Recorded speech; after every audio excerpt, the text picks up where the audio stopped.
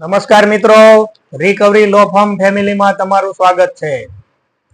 અડધો વેશ અમીરીનો અને અડધો વેશ ગરીબીનો ધારણ કરી અને જીવનની ભવાઈ ઉજવતો વર્ગ એટલે મધ્યમ વર્ગ. મિત્રો, ક્રેડિટ કાર્ડ મધ્યમ વર્ગની સાથે કેવી રીતે સંકળાયેલું છે ને એના વિશે આપણે વાત કરવાની છે. મૂળ ક્રેડિટ કાર્ડ વિશે આપણે જાણવાનું. બને ત્યાં સુધી ક્રેડિટ કાર્ડ લેવાનું નહીં. મારી એડવાઇસ તમે માનો, ક્રેડિટ કાર્ડ કોઈ દિવસ લેવાનું નહીં. કારણ કે ક્રેડિટ કાર્ડને તમે એક વખત પૈસા ઉપાડી લીધા, બે વખત ઉપાડી લીધા, ફરી વખત ભર્યા, પાછા ઉપાડ્યા, એક વખત આવું 2-3 વાર થઈ જાય ને પછી એમાં પૈસા ભરવાનું ટાઈમ રહેશે નહીં. પૈસા ભેગા જ નહીં થાય તમારી પાસે કોઈ દિવસ પછી. ક્રેડિટ કાર્ડ એ પ્રી એપ્રુવલ લોન છે. તમને ન ખબર હોય તો જણાવી દઉં કે બેંકની ભાષામાં પ્રી એપ્રુવલ લોન કહેવાય. એડવાન્સમાં તમને લોન આપી દીધી એમ. દેશમાં સૌથી ઊંચું વ્યાજ વસૂલતી કોઈ વસ્તુ હોય ને તો ક્રેડિટ કાર્ડમાંથી આ બેંક વસૂલે છે. આપણી ભાષામાં કેવું હોય તો ઊંચા વ્યાજનો ધંધો કરતા હોય એવું કહી શકાય આપણે. આ લોનમાં એમને ખાલી મિનિમમ અમાઉન્ટમાં જ રસ છે.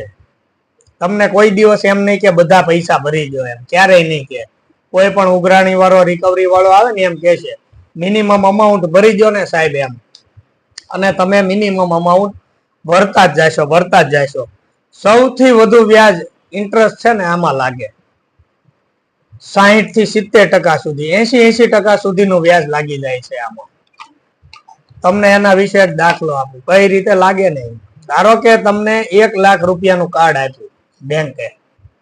હવે 1 લાખ રૂપિયા તમે વાપરી ગયા, પૈસા વપરાઈ ગયા. રિકવરી વાળા ભીખ મંગાવો ઘરે આવે, કબૂતર બાજો કે માનનીય સર્વોપરી સુપ્રીમ કોર્ટે જેને ઉપનામ આપ્યું છે એવા ગુંડાઓ ઘરે આવે અને તમને એમ કે મિનિમમ અમાઉન્ટ સાહેબ ભરી દો ને. તમે તો લાખ વાપરી ગયા હોય એટલે તમને એમ થાય 5000 માગે છે, ભરી દઈએ. મિનિમમ અમાઉન્ટ 5000 તમે ભરી દીધું. એવું તમે 1-2 મહિનો, 5 મહિનો, 6 મહિના, 12 મહિના સુધી પૈસા ભરો ને એટલે 5000 લેખે 12 મહિનાનું 60000 રૂપિયા ભર્યા તમે. સીધો હિસાબ કરો ને તો 60% વ્યાજ ભરી દીધું તમે. મૂળ વાત આમાં નવાઈની એવી છે કે આજે તમે પૈસા જે ભર્યા ને એ બધા લોકો વ્યાજમાં નાખી દેશે. મૂળગા તમારામાં જમા નહીં થાય. સાંભળજો, જે લોકોને આ બધું વીતી ગયું છે ને, જેને ઉપર તકલીફ આવી ગઈ ને, એમાં કોમેન્ટમાં લખજો જરાક, એટલે બીજા લોકોને ખબર પડે ક્રેડિટ કાર્ડ કેવી વસ્તુ છે. મિનિમમ અમાઉન્ટ ભરી મૂળ એમણે વ્યાજ જ વસૂલ કર્યું બધું.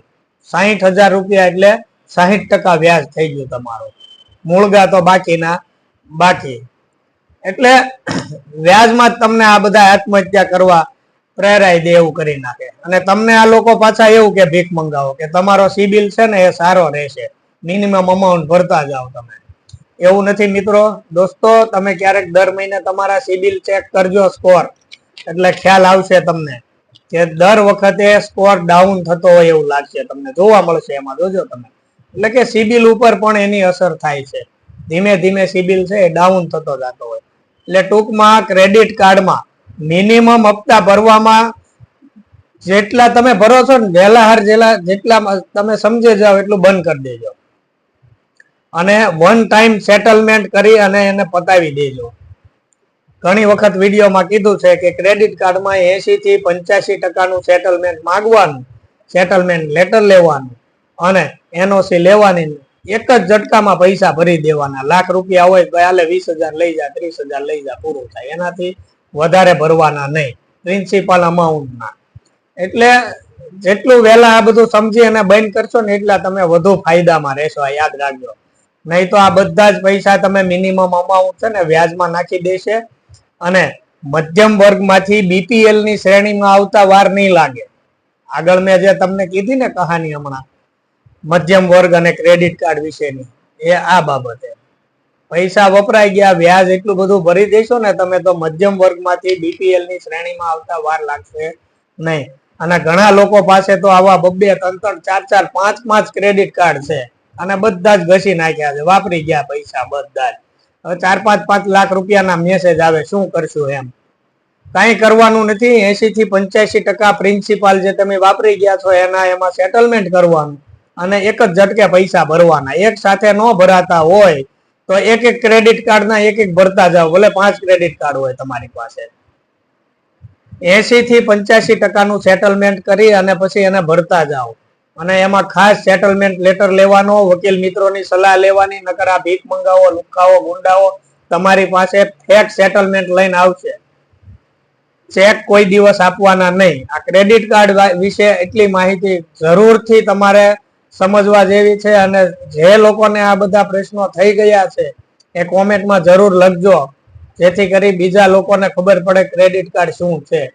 એટલે બને ત્યાં સુધી આ ક્રેડિટ કાર્ડના ચક્કરમાં નહીં આવતા, અને આવી ગયા હોય તો મેં કીધું એમ એને ધીમે ધીમે પતાવતા જાઓ એટલે ટેન્શન દૂર થતું જાય. જય હિન્દ, જય ભારત, ભારત માતા કી જય, જય સંવિધાન.